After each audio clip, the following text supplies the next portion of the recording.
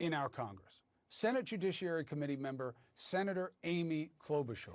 She's home, she understands policy, and she's understood the need for change here for a long time. It's good to see you, Senator. Thanks, Chris. That's just what I was thinking as I heard him speak at the earnings meeting, and that is that I've been taking this on long before there were any documents out there, and that's because any parent, anyone that's interested in our democracy, no matter what party they're part of, you start to see the harm. You start to see the injury.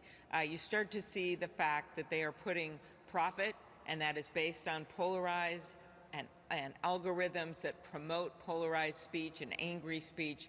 They put that in front of the safety of this nation. That's a fact. I would suggest reading the book, The Ugly Truth, by two New York Times reporters. It really sums it all up. So we know the problem.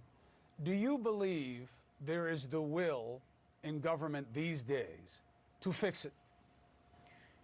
Yes. It's not going to be easy. There are lobbyists around every corner. The tech industry has hired well over 300 lobbyists, and I noted that at the whistleblower hearing, is that my colleagues have to get through this. They're going to hear from lobbyists, but they've got to look at the facts and listen to their constituents. Like I listened to 7 moms and dads who talked about desperately trying to keep their kids in a safe place so they can grow up without being exposed to accounts like how to be perfect or how to be thin, or some of these things that they get exposed to when they just ask, or someone who asked about doing a school report on vaping and then started getting ads for vaping equipment. That's a fact.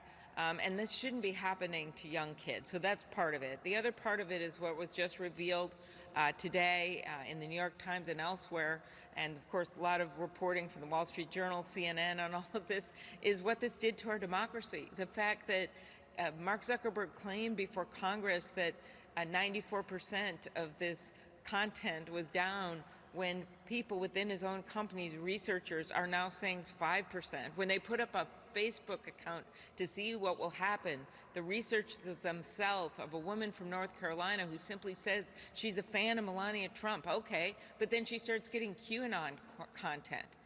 We've all known this. Anyone that has Facebook accounts in politics or the news or the like know this, but it's literally hurting people and hurting our democracy. So the conceptual pushback is free speech, and your brothers and sisters on the right will say, you just want them to censor them more. That's what this is all about for the left. What is the balance for you between rights and responsibility? Very good point. And you want to have free speech, right? But there is a difference between someone, let's say, in a crowded movie theater yelling fire. That is not free speech, right? That is not protected speech.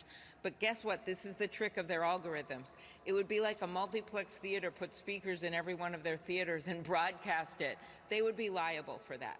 So you've got algorithms that we need to have transparency, and we also need to make sure researchers can access them. And then we have to look at the liability provisions for that. Second big bucket of things, privacy laws. The fact that we don't have a federal privacy law has very much hindered us, and it's one of the reasons Facebook and other platforms make so much money off Americans compared to other countries, because there's no rules of the road for privacy. And finally, what was I know has been the subject before of some discussions with you and me and others, competition policy, and trying to allow the marketplace to develop alternatives with new bells and whistles. We're never going to know what those bells and whistles are when, in the words of Mark Zuckerberg in an email, he would rather buy than compete.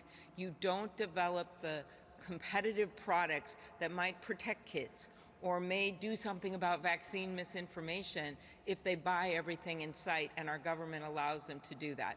The end must come to that, and that means making our laws more sophisticated and investing in our agencies and putting, as Joe Biden is doing, people in charge that's going to take this on in a serious way.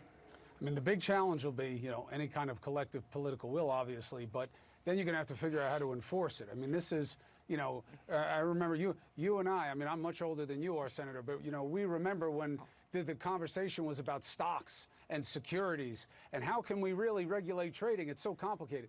That was Stone Age compared to understanding what these people are doing.